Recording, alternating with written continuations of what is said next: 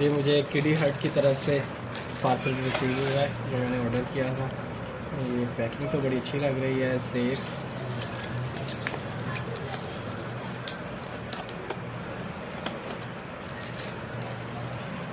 Packing बहुत safe है ताकि प्रोडक्ट टूट ना जाए। और मैंने ये ब्रश ऑर्डर किए थे, खैर इसका तो कोई डर भी नहीं था तो टूट जाए, बट स्टिल उन्होंने पैकिंग बहुत अच्छी की है।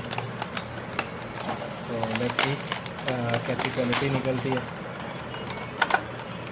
ये हमने अपने बच्चों के लिए ब्रश ऑर्डर किए हैं with extra brush. This is made of silicon and which is very good, and the quality of the product is very good.